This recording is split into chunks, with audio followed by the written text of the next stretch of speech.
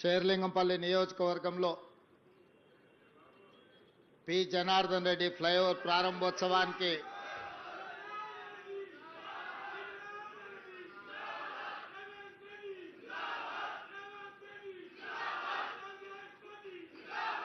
సభాధ్యక్షత వహించిన షేర్లింగంపల్లి శాసనసభ్యులు అరికపూడి గాంధీ గారు, ఈ కార్యక్రమంలో నాతో పాటు ముఖ్య అతిథులుగా విచ్చేసిన రంగారెడ్డి జిల్లా ఇన్ఛార్జ్ మంత్రివర్యులు దుద్దిల్ల శ్రీధర్ బాబు గారు, హైదరాబాద్ నగర ఇన్ఛార్జ్ మంత్రివర్యులు మిత్రులు పొన్నం ప్రభాకర్ గారు, గ్రేటర్ హైదరాబాద్ నగర మేయర్ గద్వాల విజయలక్ష్మి గారు, శాసన మండలిలో చీఫ్ విప్ మాజీ మంత్రివర్యులు పట్నం మహేందర్ రెడ్డి గారు, రాజ్యసభ సభ్యులు అనిల్ కుమార్ యాదవ్ గారు, శాసన మండలి సభ్యులు అద్దంకి దయాకర్ గారు, అదేవిధంగా వేదిక మీద గ్రేటర్ హైదరాబాద్కు సంబంధించిన చాలామంది యువమిత్రులు కార్పొరేటర్లు, అదేవిధంగా పీజేఆర్ కుటుంబ సభ్యులు, పీజేఆర్ అభిమానులందరికీ కూడా మనస్ఫూర్తిగా అభినందనలు కృతజ్ఞతలు తెలియజేస్తున్నా. మిత్రులారా, ఈ జంట నగరాలలో దాదాపుగా ఒక 20-25 సంవత్సరాలు కనీసం పీజేఆర్ శకం నడిచింది.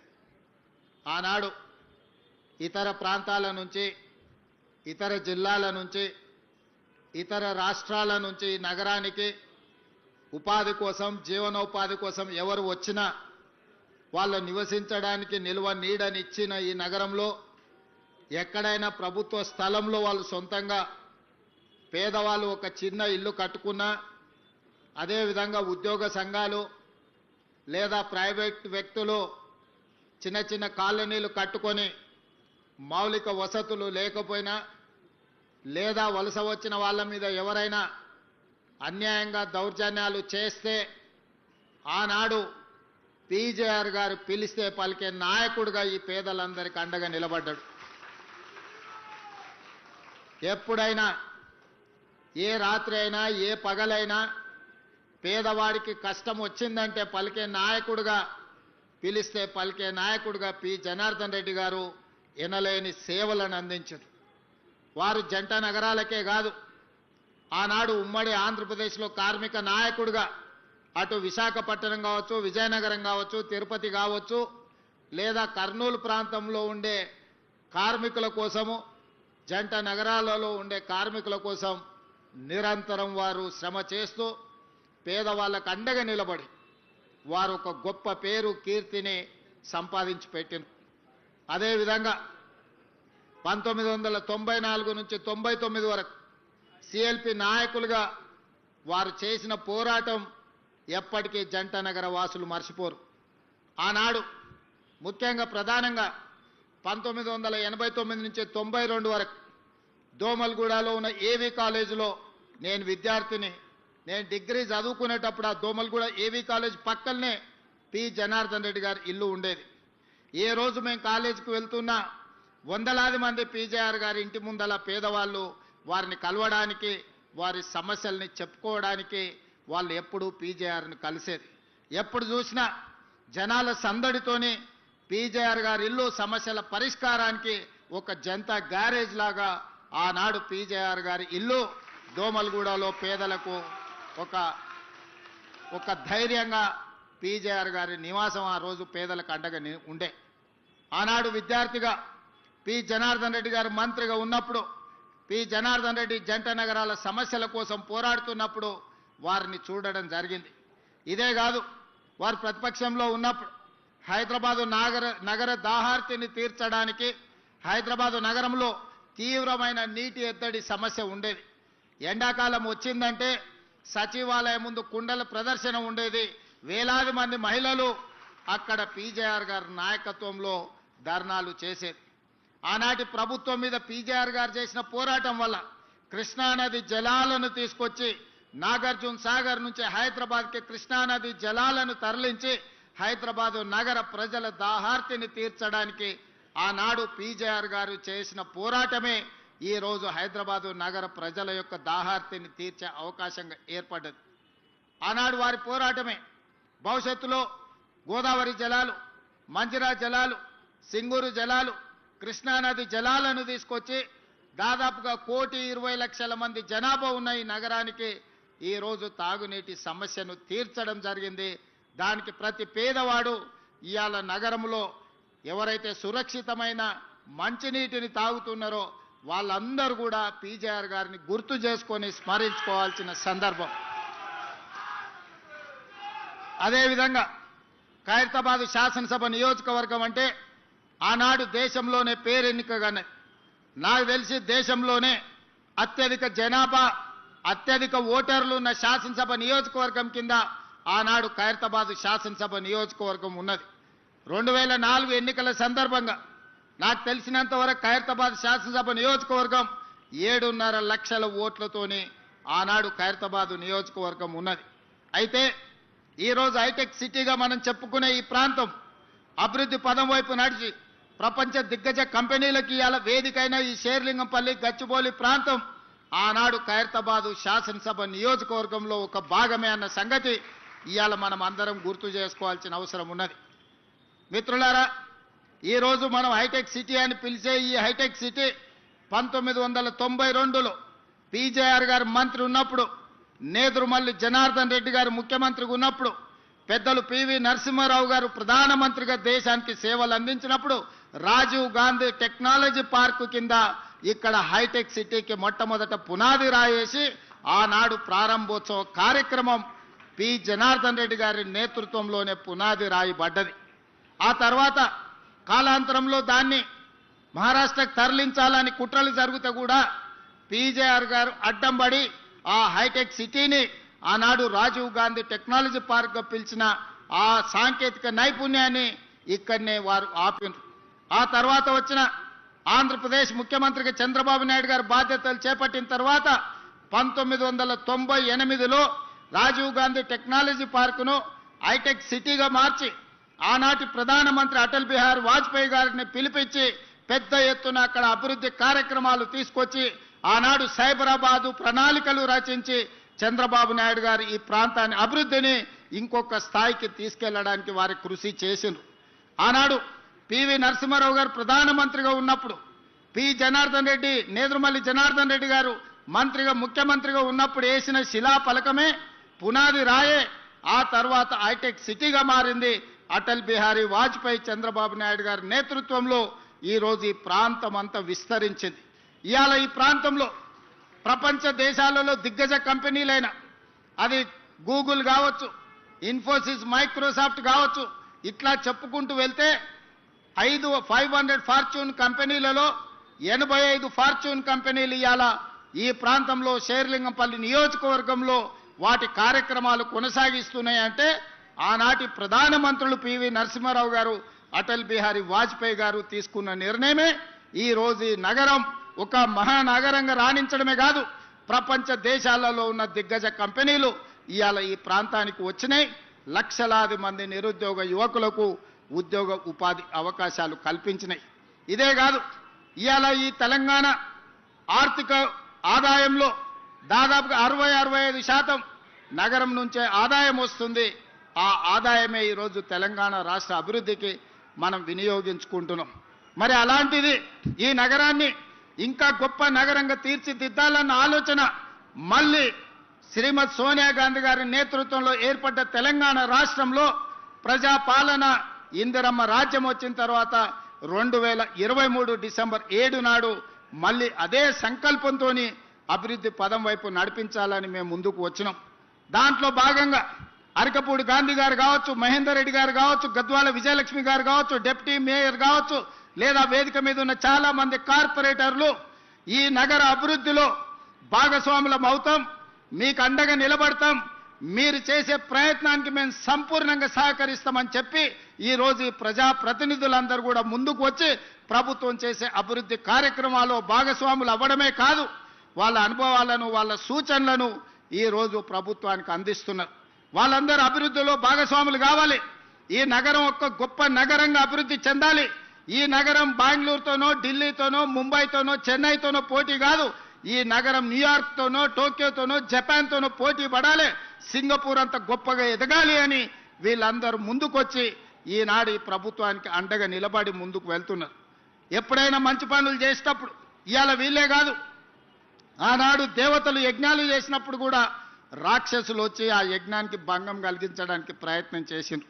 అంత మాత్రాన దేవతలు చేసే యజ్ఞాన్ని ఎక్కడ వాళ్ళ అవంతరాలు కల్పించిన ఆగిపోలేదు. ఈరోజు ఈ నగరాన్ని ఒక మహానగరంగా న్యూయార్క్ టోక్యో లాంటి నగరాలతో పోటీ పడే విధంగా మేము చేసే అభివృద్ధిలో ఎవరు అడ్డుపడ్డా కూడా అడ్డంకులను తొలగించుకుంటాం, అవాంతరాలను అధిగమిస్తాం. ఈ నగరాన్ని గొప్ప నగరంగా తీర్చిదిద్దడానికి ప్రణాళికలు తీసుకొని తెలంగాణ రైజింగ్ 2047 ప్రణాళికతోని ఈరోజు ముందుకు వెళ్ళాలని మేము నిర్ణయం తీసుకున్నాం.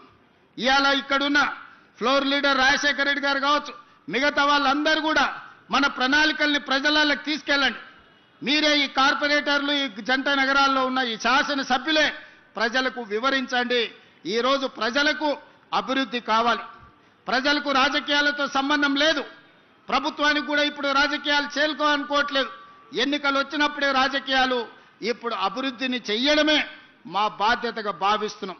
అందుకే ఈరోజు ఔటర్ రింగ్ రోడ్డు ఇన్సైడ్ ఏదైతే హైదరాబాద్ నగరం ఉందో కోర్ అర్బన్ రీజన్గా ఇవాళ తీర్చిదిద్దాలని, ఔటర్ రింగ్ రోడ్డు నుంచి ఈరోజు రీజనల్ రింగ్ రోడ్డు దాదాపుగా 363 కిలోమీటర్లతోని రీజనల్ రింగ్ రోడ్డుని ఇవాళ RRRను మనం ప్రణాళిక చేసినాం. అక్కడి వరకు సెమీ అర్బన్ రీజన్గా రీజనల్ రింగ్ రోడ్డు అవతల మిగతా తెలంగాణ ప్రాంతాన్ని రూరల్ తెలంగాణగా 3 లేయర్లుగా ఈరోజు తెలంగాణ రాష్ట్రాన్ని విభజించాలనుకున్నాం. రాబోయే 100 రోజుల్లో కోర్ అర్బన్ రీజన్కి సంబంధించిన ప్రణాళికలు సిద్ధమవుతున్నాయి. ఆ ప్రణాళికలలో భాగంగా ఈరోజు ఢిల్లీ దేశ రాజధాని, పార్లమెంట్ అక్కడే ఉంది, ప్రధానమంత్రి గారు అక్కడే ఉన్నారు, కేంద్ర మంత్రులంతా అక్కడనే ఉంటారు. కానీ కాలుష్యం పెరిగిపోయి అక్కడ పాఠశాలలకు సెలవులు, పార్లమెంటుకు సెలవులు, ప్రజలు రోడ్ల మీదకి రావడానికి సెలవులు, ఈరోజు ఢిల్లీ నగరంలో నివసించలేని పరిస్థితి వచ్చింది. దీనికి ప్రధానమైన కారణం ఇంత పెద్ద దేశంలో దేశ రాజధానిలో ప్రజలు నివసించలేని పరిస్థితి వచ్చింది అనంటే ఆనాటి పాలకులు ఢిల్లీ నగరంలో సరైన ప్రణాళికలు రచించకపోవడం వల్ల ఈరోజు విపరీతమైన కాలుష్యం వల్ల ఢిల్లీ నగరంలో నివసించలేని పరిస్థితి. చెన్నైలో వర్షాలు వస్తే లేదా ట్రాఫిక్ సంగతి మీరు చూసారు, చెన్నై వర్షానికి అతలాకుతలం అయిపోతుంది. బెంగళూరు నగరం ఈరోజు ట్రాఫిక్లో చిక్కుకొని ఎయిర్పోర్ట్కు పోవాలంటే నగరంలో నుంచి 6 గంటల ముందు బయలుదేరాల్సిన పరిస్థితి వచ్చింది. మరి ఇవాళ మిత్రులారా, జంట నగరాలలో ఉండే యువకులారా, మీరు ఆలోచన చేయండి. మనం ముంబై నుంచి, చెన్నై నుంచి, ఢిల్లీ నుంచి నేర్చుకోవాల్సిన అవసరం ఉన్నదా లేదా? అక్కడ వస్తున్న అవాంతరాలు, ఉపద్రవాన్ని దృష్టిలో పెట్టుకొని మన నగరానికి ప్రణాళికలు సిద్ధం చేసుకోవాల్సిన అవసరం ఉందా లేదా? ఇంకా రాజకీయాల ముసుగులో ప్రభుత్వం చేసే కార్యక్రమాలను అడ్డుకునే వాళ్ళను క్షమించుకుంటూ పోదామా? మీరు ఒక్కసారి ఆలోచన చేయండి. ప్రజలకు తీర్పు ఇచ్చిండ్రు. 5 సంవత్సరాలు ఎవరు పరిపాలన సాగించాలో ప్రజలు ఆమోదం తెలిపిండ్రు. 5 సంవత్సరాల కోసం ప్రజలు ఎన్నుకున్న ప్రభుత్వాన్ని పని చేయనీయకుండా ప్రతిరోజు కోర్టులో లిటిగేషన్ వేసి పనులు చేస్తున్న వాళ్ళ మీద బురద జల్లి ఈరోజు నగర అభివృద్ధిని అడ్డుకోవాలనే ప్రయత్నం చేస్తున్నారు. ఇవాళ ఫైనాన్షియల్ డిస్ట్రిక్ట్ అభివృద్ధి అయితే దాదాపుగా 10 లక్షల మందికి ఉద్యోగాలు వచ్చినాయి. ఈరోజు ఇక్కడనే దుర్గం చెరువు పక్కన నాలెడ్జ్ పార్క్ వస్తే 5 లక్షల మందికి ఉద్యోగాలు వచ్చినాయి. అందుకే ఈరోజు గచ్చిబౌలి స్టేడియం పక్కన ఒక 400 ఎకరాలలో అభివృద్ధి చేస్తే ఇంకొక 5 లక్షల మందికి ఉద్యోగాలు కల్పించాలి, 1,00,000 కోట్లు పెట్టుబడులు తీసుకురావాలని విదేశీ పర్యటనలు చేసి అమెరికా, జపాన్, సౌత్ కొరియా లాంటి, సింగపూర్ లాంటి దేశాలలో పర్యటన చేసి దాదాపుగా 2,25,000 కోట్ల రూపాయలు పెట్టుబడులను ఆకర్షించి ఇవాళ సంస్థల్ని ప్రారంభించడానికి ప్రయత్నం చేస్తే ఈ రోజు పానకంలో పుడకలాక దాన్ని అడ్డుకున్నారు. ఇది తాత్కాలికమే. ఆ భూమి 2002-03లో ఎవరికో ప్రైవేటు వ్యక్తులకు కేటాయిస్తే 2024లో సుప్రీంకోర్టు వరకు వెళ్ళి కొట్లాడి 20 సంవత్సరాల పోరాటం తర్వాత ఆ భూమిని వెనక్కి రాష్ట్ర ప్రభుత్వానికి తీసుకొచ్చినాం. ఈరోజు ఎవరో కొందరు అవాంతరాలు, అడ్డంకులు కల్పించినంత మాత్రాన ప్రభుత్వం వెనక్కి తగ్గదు. చట్ట సభలలోనే కాదు, న్యాయస్థానాలలో న్యాయం కోసం కొట్లాడి ఆ స్థలాన్ని మళ్ళీ వెనక్కి తీసుకొచ్చి పెద్ద ఎత్తున ఐటీ కంపెనీలను అక్కడ ప్రారంభించడమే కాదు లక్షలాది ఉద్యోగాలను కల్పించే ప్రయత్నము మన ప్రభుత్వం చేస్తుంది. ఇదే కాదు, ఇవాళ జంట నగరాలలో ఉన్న కాలుష్యాన్ని మనం తగ్గించుకోవాలి. ఇవాళ కాలుష్యమే యమపాశమై మన ప్రాణాలు తీసుకుంటుంది. ఇవాళ చాలామంది మీరు చూస్తున్నారు నగరంలో కాలుష్యం ఎట్లా పెరుగుకుంటూ పోతుందో. అందుకే నాలాల అడ్డంకులు తొలగిస్తున్నాం, చెరువుల కబ్జాలకు విముక్తి కలిగిస్తున్నాం, రోడ్ల వెడల్పు కార్యక్రమాలు చేస్తున్నాం, ఫ్లైఓవర్ బ్రిడ్జ్లు కడుతున్నాం, అండర్ పాసులు కడుతున్నాం. ఈ రోజు ఎక్కడ ఏమి కావాలన్నా రాబోయే 100 సంవత్సరాలకు ఈ నగరం ఏ విధంగా ప్రజలకు ఉండాలో ఈరోజు బ్రహ్మాండమైన ప్రణాళికలతో ముందుకు వస్తున్నాం.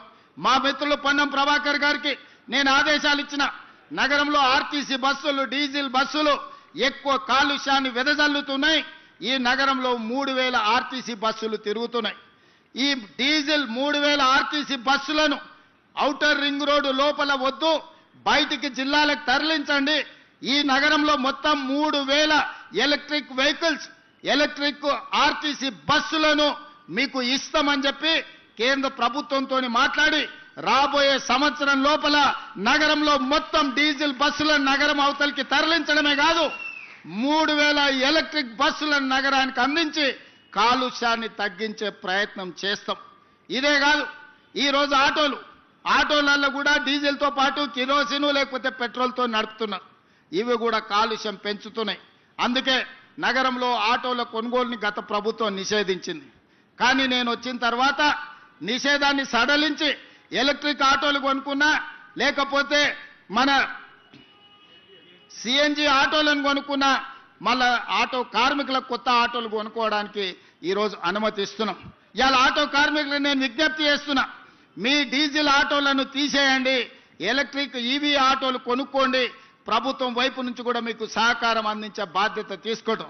అదేవిధంగా ఊబర్, ఓలా, ఆర్టీసీ మీ ట్యాక్సీలు నడుపుతున్న కార్ల వాళ్ళకు కూడా ఈరోజు ఏ కారు కొనుక్కున్నా ₹1 కూడా రిజిస్ట్రేషన్ ఛార్జెస్ వాటి మీద పన్నులు లేవు.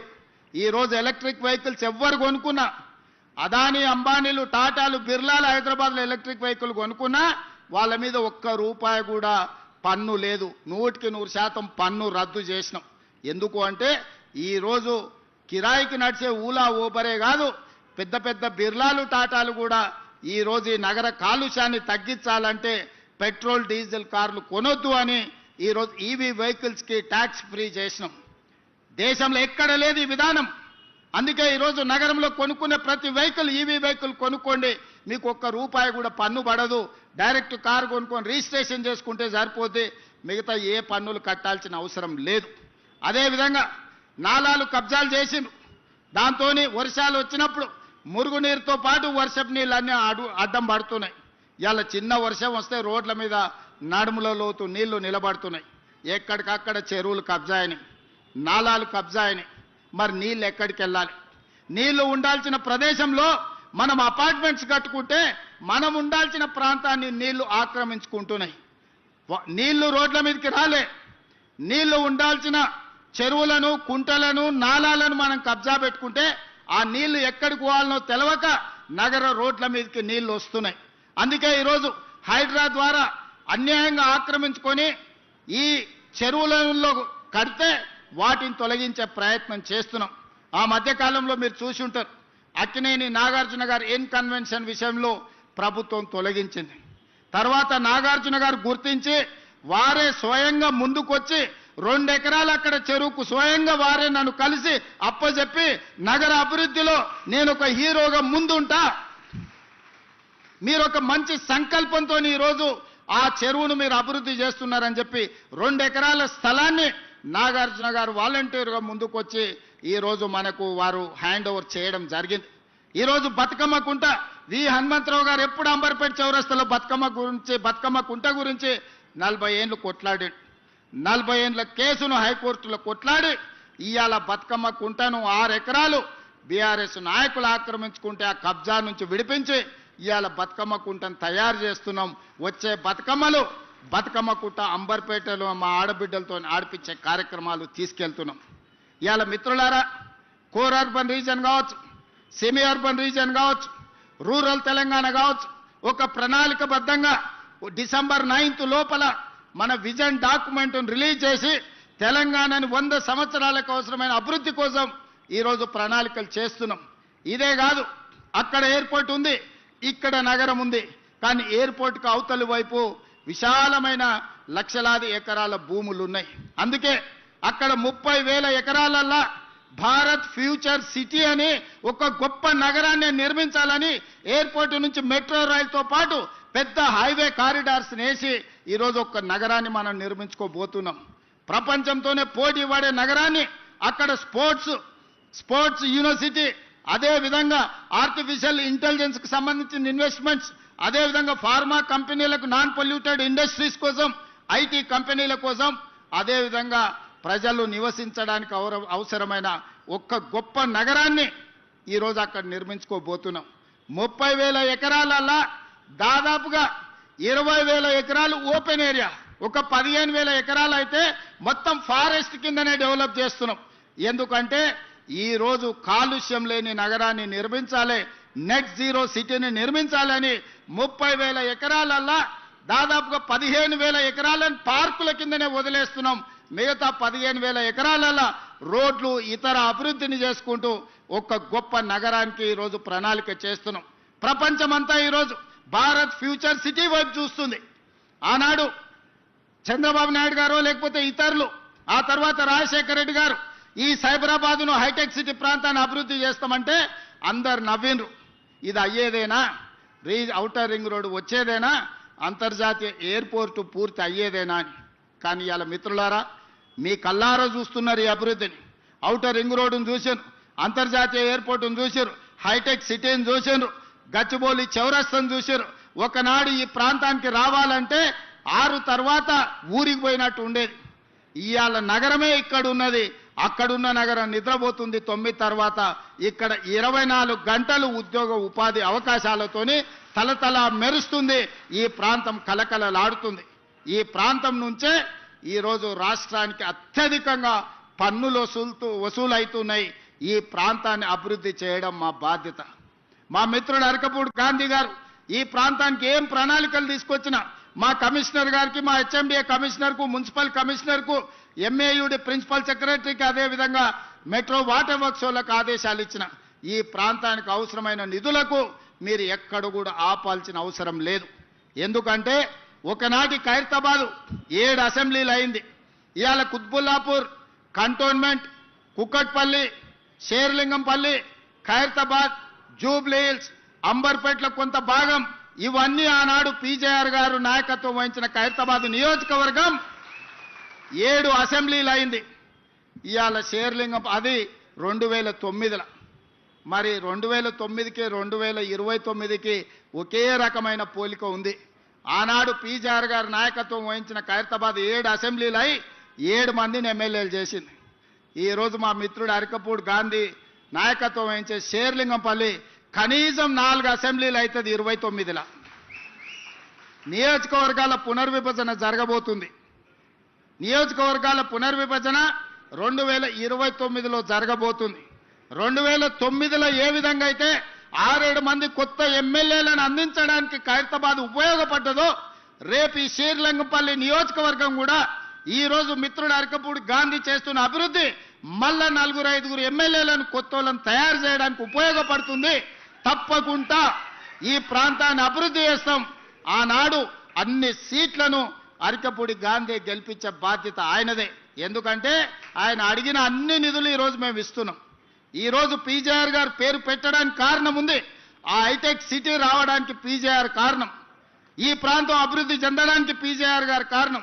ఈ ప్రాంతంలో లక్షలాది మంది ఇతర ప్రాంతాల నుంచి వచ్చిన వాళ్ళకు ఒక నమ్మకం కలిగించింది పీజేఆర్.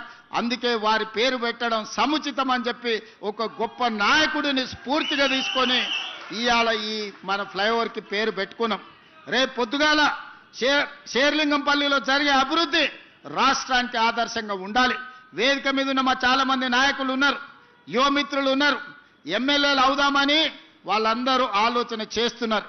మరి మీ అందరికీ అవకాశాలు రావాలంటే మీరు అరకపూడి గాంధీతో పాటు ఈ అభివృద్ధిలో ఈ వేగాన్ని ముందుకు తీసుకెళ్లడానికి మీరందరూ కలిసి పనిచేయాలి. చిన్న చిన్న విషయాలు ఎక్కడైనా ఉంటాయి. కుటుంబంలో కూడా కొన్ని భిన్నాభిప్రాయాలు ఉంటాయి. భిన్నాభిప్రాయాలు భేదాభిప్రాయాలు కాదు. మీ అందరినీ కాపాడుకునే బాధ్యత మిత్రుడు శ్రీధర్ బాబు గారిది. ఎందుకంటే వారికి చతురత తెలుసు, రాజకీయ వ్యూహం తెలుసు. పివి నరసింహారావు గారు ప్రాతినిధ్యం వహించిన మంతనికి వారు ఎమ్మెల్యే. మొదట పివి నరసింహారావు గారు, ఆ తర్వాత శ్రీపాదరావు గారు, ఆ తర్వాత శ్రీధర్ బాబు గారు మంతని నుంచి రాష్ట్రానికి దేశానికి సేవలు అందించారు. మరి వారి నుంచి వారు ఎంతైనా నేర్చుకొని ఉంటారు కదా. అందుకే రంగారెడ్డి జిల్లాకు వారిని ఇన్ఛార్జ్ మంత్రిగా ఈరోజు నియమించినాం. షేర్లింగంపల్లిలో ఏ సమస్య ఉన్నా మీరు వారి దగ్గరికి వెళ్ళి కూర్చోండి, వారి పరిష్కరిస్తారు. ఈ ప్రాంత అభివృద్ధి నిధుల కోసం ఏమున్నా వారు ఎండార్స్ చేసిందంటే ఒక్క నిమిషం ఆపుకుంటా మంజూరు చేసే బాధ్యత నాది. అందుకే మిత్రులారా, మీరందరూ అభివృద్ధిలో భాగస్వాములు కాండి. మీ రాజకీయ భవిష్యత్తుకు నాది పూచి. ఎవరికైనా ఏదైనా చెప్తే 100% అమలు చేసే వరకు గుర్తు పెట్టుకొని దాన్ని అమలు చేసే బాధ్యత నాది. ఎందుకు అంటే ఆనాడు కొడంగల్లో ఓడిపోయి హైదరాబాద్కు వచ్చినప్పుడు మల్కాజ్గిరి పార్లమెంట్లో, దేశానికి పెద్ద పార్లమెంట్ అయిన మల్కాజ్గిరి నుంచి నన్ను గెలిపించి పార్లమెంటుకు పంపించారు. ఆ పార్లమెంట్ సభ్యత్వమే పిసిసి అధ్యక్షుని చేసింది. ఆ పిసిసి అధ్యక్ష పదవే ఈరోజు తెలంగాణ రాష్ట్రానికి ముఖ్యమంత్రిని చేసింది. కాబట్టి నగర అభివృద్ధిలో ఎంత చేసినా కూడా తక్కువనే. ఈ నగర అభివృద్ధి కోసం సంపూర్ణంగా సహకరించి, నగర అభివృద్ధి మీద నాకు సంపూర్ణమైన అవగాహన ఉంది. ఎందుకంటే 45 సంవత్సరాల నుంచి ఈ నగరంలోనే పెరిగిన నేను. చాలామంది అనుకుంటున్నారు గ్రామీణ ప్రాంతం నుంచి వచ్చాను. గ్రామీణ ప్రాంతం నుంచే వచ్చినా కానీ నేను కూడా మీలాక నగరానికి వచ్చిన. నేను ఇక్కడ డిగ్రీ చదువుకున్నా, ఇక్కడనే వ్యాపారం చేసిన, ఇక్కడి నుంచే రాజకీయానికి మళ్ళీ గ్రామానికి వెళ్ళిన. ఈరోజు నాకు గ్రామం ఎట్లుంటుందో తెలుసు, పట్టణం ఎట్లుంటుందో తెలుసు, పెద్ద నగరం ఎట్లుంటుందో తెలుసు. వీటన్నిటిని ప్రణాళికబద్ధంగా ప్రపంచంతో పోటీ పడే విధంగా మన రాష్ట్రాన్ని అభివృద్ధి చేయాలనుకుంటున్నాం. మనం ఎవ్వరికి పోటీ కాదు, మనం ప్రపంచంతోనే పోటీ పడదాం. ఆనాడు జైపాల్ రెడ్డి గారు మెట్రో ఇచ్చిండ్రు మనకు. ఈరోజు నగరంలో ఉన్న మెట్రో ఆనాడు జైపాల్ రెడ్డి గారు మనకిచ్చింది. మన్మోహన్ సింగ్ గారు ఉన్నప్పుడు ఇచ్చింది. మరి పివి నరసింహారావు గారు ఉన్నప్పుడు హైటెక్ సిటీ వచ్చింది. మన్మోహన్ సింగ్ గారు ఉన్నప్పుడు మెట్రో వచ్చింది. ఇందిరాగాంధీ గారు ఉన్నప్పుడు బిహెచ్ఎల్ వచ్చింది, మిదాని వచ్చింది, బీడీఎల్ వచ్చింది, ఐడిఎల్ వచ్చింది, ఇట్లా ఈసీఐఎల్ వచ్చింది. ఇట్లా చెప్పుకుంటూ వెళ్తే ఇందిరాగాంధీ గారు ప్రధానమంత్రిగా ఉన్నప్పుడు మొత్తం మన తెలంగాణలో ఉన్న అంతర్జాతీయ స్థాయి పరిశ్రమలు, ఈరోజు డిఫెన్స్ ఇన్వెస్ట్మెంట్స్ వచ్చిన, ఫార్మా ఇన్వెస్ట్మెంట్స్ వచ్చిన, ఇండస్ట్రియల్ గ్రోత్ కారిడార్లు వచ్చిన, అది ఇందిరాగాంధీ గారు వల్ల వచ్చింది. ఈరోజు ఐటీ కంపెనీలు వచ్చినాయంటే పివి నరసింహారావు గారు వల్ల వచ్చింది. ఈరోజు మనకు మెట్రో లాంటి అంతర్జాతీయ ఔటర్ రింగ్ రోడ్ కానీ, అంతర్జాతీయ ఎయిర్పోర్ట్ కానీ మరి మన్మోహన్ సింగ్ గారు వల్ల వచ్చింది. నేను మా బీజేపీ మిత్రులను అడుగుతున్న కిషన్ రెడ్డి గారు, మోడీ ఏమిచ్చిండు కిషన్ రెడ్డి గారు? మీరు ఈ రాష్ట్రానికి నగరానికి ఏం తెచ్చిండ్రు? నేను విమర్శ చేస్తలేను, ఒక్కసారి గుండె మీద చేయబెట్టుకొని ఆలోచన చేయాలి. మెదక్ ఎంపీ మీరే, చేవెళ్ళ ఎంపీ మీరే, సికింద్రాబాద్ ఎంపీ మీరే, మల్కాజ్గిరి ఎంపీ మీరే, నిజామాబాద్ ఎంపీ మీరే, కరీంనగర్ ఎంపీ మీరే, ఆదిలాబాద్ ఎంపీ మీరే. తెలంగాణలో సగం ఎంపీలను మీకే ఈ ప్రజలు ఇచ్చిండ్రు. మరి తెలంగాణ ప్రజలు మీకు 8 మంది ఎమ్మెల్యేలను, 8 మంది ఎంపీలను ఇచ్చిండ్రు. మోడీ నుంచి మీరు తెచ్చింది ఒక్కటి చూపించండి. నికరంగా మోడీ గారి నుంచి మేము ఇది తెచ్చినామని కిషన్ రెడ్డి గారు మీరు ఒక్క మాట చెప్పండి, గుండెల మీద చేసుకొని. ఇవాళ మేము చేస్తున్న ప్రయత్నాలకు సహకరించక ఇవాళ ప్రతిపక్షం ఉన్న బెంగళూరుకు మోడీ గారు మెట్రో ఇచ్చారు, ప్రతిపక్షం ఉన్న డిఎంకేకు చెన్నైకి మెట్రో ఇచ్చిండు, ఆంధ్రప్రదేశ్కు మెట్రో ఇచ్చిండు, గుజరాత్కి బుల్లెట్ ట్రైన్ ఇచ్చిండు, 2 లక్షల కోట్లు ఇచ్చిండు, గుజరాత్కు సబర్మతి రివర్ ఫ్రంట్ ఇచ్చిండు, ఢిల్లీకి యమునా రివర్ ఫ్రంట్ ఇచ్చిండు, ఉత్తరప్రదేశ్కు గంగా నది రివర్ ఫ్రంట్ ఇచ్చిండు. మరి మేము మూసీ రివర్ ఫ్రంట్ అడిగితే మాకు ఇస్తలేడు, మేము మెట్రో రైలు అడిగితే ఇస్తలేడు, మేము రీజనల్ రింగ్ రోడ్ అడిగితే అది అటకెక్కింది. ఎందుకు ఈ వివక్ష? కిషన్ రెడ్డి గారు మీరు ఆలోచన చేయాలి కదా కేంద్ర మంత్రిగా. మేము చెప్పినాం కదా, మీ ఎంబడి వస్తాం, మీరు మమ్మల్ని తీసుకెళ్ళండి, బేసజాలు లేవు, నగర అభివృద్ధి చేసుకుందాం, తెలంగాణ ప్రాంతాన్ని అభివృద్ధి చేసుకుందాం, మేము మీతో కలిసి వస్తామన్నాం. దాదాపుగా 30-35 సార్లు ఢిల్లీకి పోయినా, ప్రధానమంత్రిని కలిసిన, అమిత్ షా గారిని కలిసిన, అందరు మంత్రులను కలుస్తున్నా. నేను కలువని మంత్రి లేడు, చెయ్యని విజ్ఞాపన లేదు. రేపు కూడా అమిత్ షా గారు వస్తున్నారు. నేను మా మిత్రుడు పొన్నం ప్రభాకర్ గారు, మా శ్రీధర్ బాబు గారు రేపు ఎయిర్పోర్ట్కి వెళ్ళి అమిత్ షా గారిని మళ్ళీ అడుగుతాం. మా మెట్రో మాకు ఇవ్వండి, మా మూసి మాకు ఇవ్వండి, మా రీజనల్ రింగ్ రోడ్ మాకు ఇవ్వండి. ఈ మూడు ఇస్తే మా నగరం ప్రపంచంతోనే పోటీ పడుతుంది. న్యూయార్క్లో ఉన్నవాడు కూడా ఇక్కడికి వచ్చి అరే హైదరాబాద్ నగరంలో నేను నివసిస్తా, ఫ్యూచర్ సిటీలో నేను వ్యాపారం చేసుకుంటా, హాలీవుడ్ అమెరికాలో కాదు, హాలీవుడ్ను బాలీవుడ్ను ఈరోజు హైదరాబాద్ నగరానికి తేవడానికి మేము ప్రయత్నం చేస్తున్నాం. మీ వంతు సహకారాన్ని అందించండి. మా వైపు నుంచి ఏమైనా లోపం ఉంటే చెప్పండి, మేము సరిదిద్దుకుంటాం. మేము ఇచ్చే నివేదికలలో లోపం ఉందా, మేము ఇచ్చే నివేదికలలో ఏమైనా అస్పష్టత ఉందా, మేము కోరుతున్న కోరికలు ఏమైనా గొంతమ్మ కోరికలా, ఎవరు కోరకూడని కోరికలా? 20 ఏళ్ల కింద మెట్రో కట్టుకున్నాం, 100 ఏళ్ల కింద మూసి కట్టుకున్నాం, 30 ఏళ్ల కింద 25 ఏళ్ల కింద ఔటర్ రింగ్ రోడ్ వేసుకున్నాం, 25 ఏళ్ల కింద అంతర్జాతీయ ఎయిర్పోర్ట్ శంషాబాద్లో కట్టుకున్నాం. మా తర్వాత వచ్చిన వాళ్ళు ఆనాడు ఢిల్లీ తర్వాత మెట్రో 2వ స్థానంలో ఉండే మా నగరం ఇవాళ 9వ స్థానానికి పోయింది. చిన్న చిన్న ఊర్లు కూడా మెట్రో కట్టుకొని మనకంటే ముందల పోయినాయి. ఇవన్నీ కిషన్ రెడ్డి గారు కేంద్ర మంత్రిగా మీకు కనిపించడం లేదా? మేము చెబుతుంటే మీకు వినిపించడం లేదా? నేను పర్సనల్గా మిమ్మల్ని ఇంటికి వచ్చి కలిసి నివేదికలు ఇచ్చిన, వ్యక్తిగతంగా కూడా మీతో మాట్లాడినా. మనం సాధించుకుందాం, మనం రాజకీయాలు పక్కన పెడదాం, ఆఖరి సంవత్సరం రాజకీయాలు చేసుకుందాం, ఈ 3-4 సంవత్సరాలు అభివృద్ధి చేసుకుందాం అని కిషన్ రెడ్డి గారికి స్వయంగా వాళ్ళ ఇంటికి ఢిల్లీలో వెళ్ళి నేనే కలిసి విజ్ఞప్తి చేసిన. ఇంతకంటే ఏం చేయాలనో చెప్పండి మిత్రులారా. మిత్రులుగా మీరు ఆలోచన చేయండి. నగరాన్ని అభివృద్ధి చేయాలనుకుంటున్న మీరు నిశ్చితంగా గమనించండి. ఎవరు రాజకీయాలు చేస్తున్నారు, ఎవరు కుట్రలు చేస్తున్నారు, ఎవరు అభివృద్ధిని అడ్డుకుంటున్నారు, ఎవరు అభివృద్ధి కోసం అహర్నిశలు తాపత్రయపడుతున్నారు, ముందుకు నడిపించాలనే ప్రయత్నం చేస్తున్నారు చూడండి. మా ప్రభుత్వంలో కూడా మీరు ఏదైనా గమనిస్తే నగర అభివృద్ధికి ఇంకా మేము చేయాల్సింది ఏదైనా ఉంటే మాకు సూచన చేయండి. మేము ఎప్పుడు నిత్యం ప్రజలలోనే ఉన్నాం. ఈ ఫ్లైఓవర్ని పూర్తి చేయాలి, తక్షణమే ఈ ప్రాంతం ట్రాఫిక్ను పరిష్కరించాలనుకున్నాం. ఈరోజు ఫైనాన్షియల్ డిస్ట్రిక్ట్ చౌరస్తాలో ఈరోజు ట్రాఫిక్ జామ్ అవుతున్నది. అక్కడ మొత్తం ఫ్లైఓవర్లు కట్టి నియోపోలిస్ వరకు మొత్తం రోడ్లు వేయాలని ఈరోజు ప్రణాళికలు చేసినాం. ఈ ఆర్థిక విప్లవాన్ని తీసుకొచ్చింది మన్మోహన్ సింగ్ గారు. అందుకే ఆ ఫైనాన్షియల్ డిస్ట్రిక్ట్ చౌరస్తాలో పెద్ద ఎత్తున మన్మోహన్ సింగ్ గారి జ్ఞాపకార్థం పెద్ద స్టాచ్యూను వారి మెమరీని ఈరోజు వారి జ్ఞాపకార్థంగా మనం కట్టుకోవాలనుకుంటున్నాం.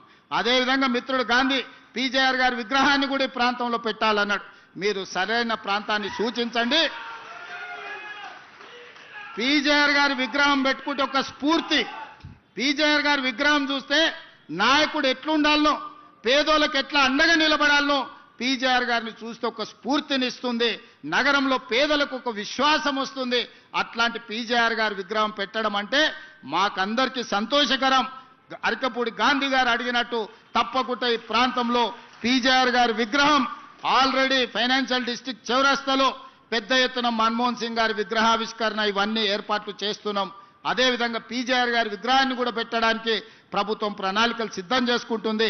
మున్సిపల్ కమిషనర్ గారికి, మేయర్ గారికి నేను సూచన చేస్తున్నా, తక్షణమే స్థలాన్ని సూచనలు తీసుకోండి, స్థలాన్ని మీరు గుర్తించండి, అక్కడ పీజేఆర్ గారి విగ్రహాన్ని పెట్టి ముందుకు వెళ్దాం.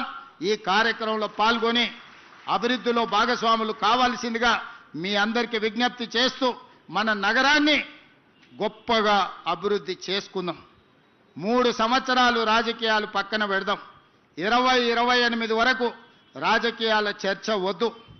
28 తర్వాత ఎన్నికలు ఉంటాయి. ఆఖరి సంవత్సరం ఎన్నికలు, రాజకీయాల గురించి మాట్లాడుకుందాం. ఇప్పుడు అభివృద్ధి కోసం మనందరం కలిసికట్టుగా కృషి చేద్దాం. అందరినీ కలిసి రావాల్సిందిగా విజ్ఞప్తి చేస్తూ వేదిక మీద అభివృద్ధిలో భాగస్వాములయ్యి వేదిక మీద వచ్చి సహకరించిన కార్పొరేటర్ మిత్రులకు, ఎమ్మెల్యేలకు, ఎమ్మెల్సీలకు అందరికీ మనస్ఫూర్తిగా ధన్యవాదాలు తెలియజేస్తూ మీ అందరి దగ్గర సెలవు తీసుకుంటున్న మిత్రులారా.